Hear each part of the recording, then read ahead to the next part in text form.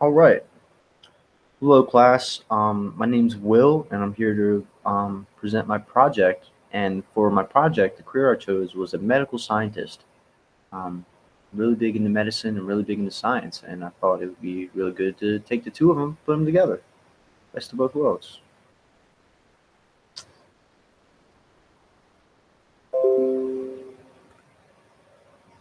Okay, so when I took the 16 personalities test, my results came back as categorizing me as an assertive campaigner. And pretty much this one is pretty self-explanatory. Um, I'm a people person. I love seeing people do well, and I like to push people to see them do even better than sometimes they think they can. Um, and some ways to describe my personality to me is I'm very driven. I have a lot of goals, not just for me, but for how I can affect people and how I can bring people up.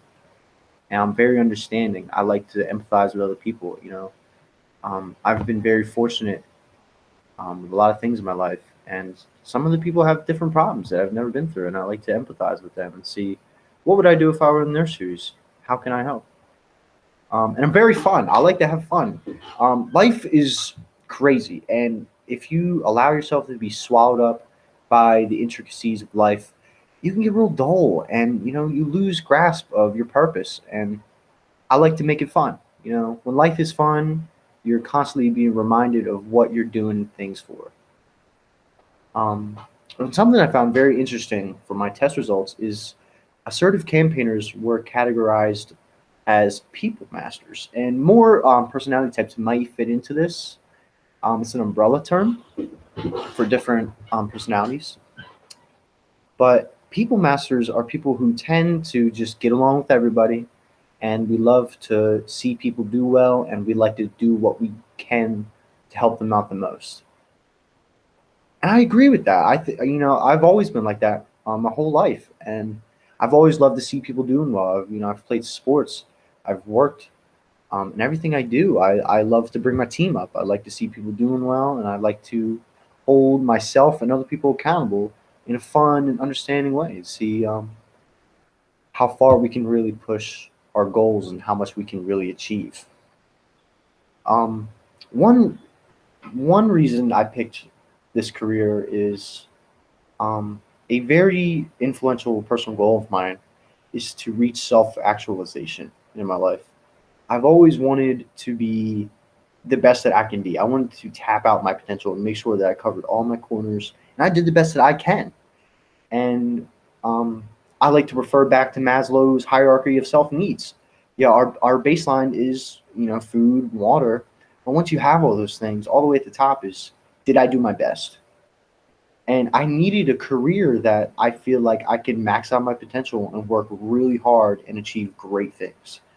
And that all ties in with the assertive campaigner. I do it for the benefit of others.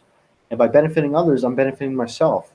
And if I'm reaching all these goals, then I'm reaching self actualization. And that's very important to me. Um, some things I may struggle with sometimes when it comes to a career like that is sometimes I put other people's needs before mine. And we all have our own difficulties and obstacles, and finding the right balance is what helps keep me pushing past that obstacle. You got to value your own needs, and you got to value other people's needs. There has to be a right balance, and sometimes that balance changes. Sometimes my needs are heavier than their needs, and their needs are heavier than my needs, vice versa. As long as I'm impacting other people's lives and my own life positively, that's all that matters to me. So some pictures I wanted to choose to go along with that is this one right here, advocating for others. Make sure that you're striving to help other people do what they want and do what's best for them. Advocate for them. Be an assertive campaigner. I really like this painting. It's from Caspar David Friedrich. It's a picture or a painting of a man standing over top a fog-covered mountain range. And the reason I picked this is because life can be very hard at times. The mountain of life is very tall, very steep, and a lot of people don't make it to the top. A lot of people just settle. But once you reach that pinnacle, that top point of the mountain, and you see how far you really came and how much you really accomplished over all the fog of doubt and all the struggles, it's very rewarding. And that fog, it just becomes another part of life. And I really like this graphic design piece from a Reddit user named Careful Material. It's of David Goggins carrying a log.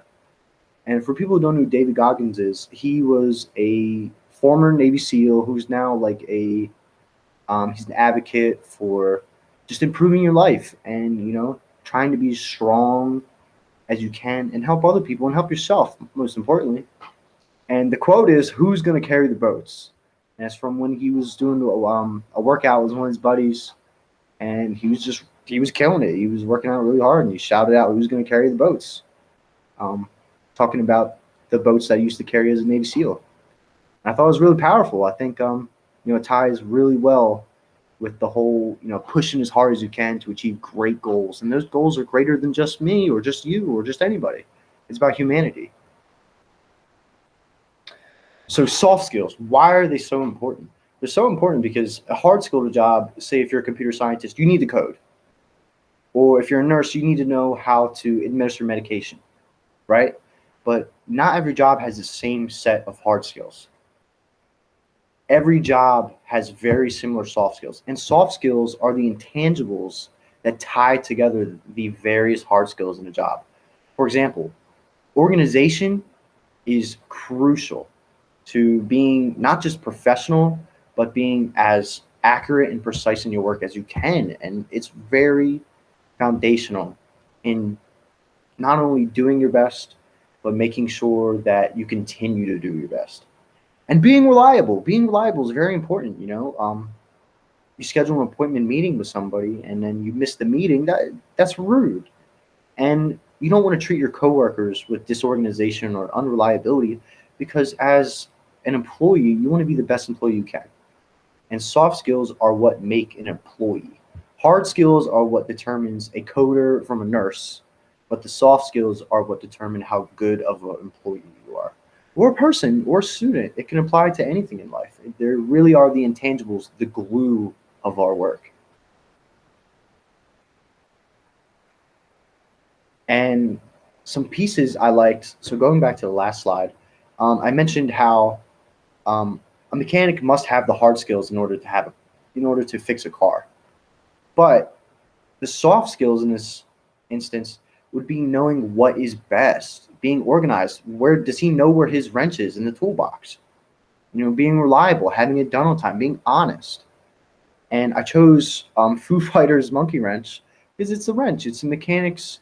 If the mechanic doesn't know where his wrench is because he's unorganized, how is he supposed to fix a car? He may know how to fix a car, but what if he can't have access to his tools because he's disorganized? Because he has no soft skills. So I really like that. I thought it tied in well with this. I found this acrylic painting from an artist named Gabel Karsten. It's named Elmer's. It's the glue, the soft skills, they hold everything together. And time, I have this piece from Salvador Dali. It's very well known. It's Persistence of Memory. This is just a tiny screenshot of the painting, but it's of a clock melting. And if you're not managing your time well and using that soft skill of time management to the best of your ability, then you're going to lose track of time. You're going to fall behind, and it's really hard to catch up once you're behind. And you want to make sure that you're doing everything you can to be the best in your job. And soft skills like time management are really important. And communication. Communication is another soft skill that is essential in being successful in any environment, academic, the workplace, any environment. If you can effectively communicate with people, you can effectively get ideas across, and you can effectively reach resolutions. So why are soft skills important to a medical scientist specifically? Well, one of the things I mentioned earlier was organization. You need to be organized in the workplace. And for example, I mentioned I took this quote from Elsevier. Soft skills are as crucially important as hard skills to patients and families during their experience within any part of the healthcare system. Organization is making sure to be orderly in one's work and in one's way of doing things. Because, imagine you're taking care of a patient and they trust you with their files. They trust you to be organized and professional. And if you're not organized, what if you lose, for example, the patient's files? What if you misplace something? You could reach a whole wrong diagnosis. And that's not helping anybody. To be the best that we can, to help people the most that we can in the best way, we need to have soft skills. And in the medical field, it is very important to have soft skills. Communication is specifically important for this. As a medical scientist, you have to solve a lot of really intricate, hard problems. You're engineering, you're innovating, you're doing all kinds of things that require intense amounts of critical thinking.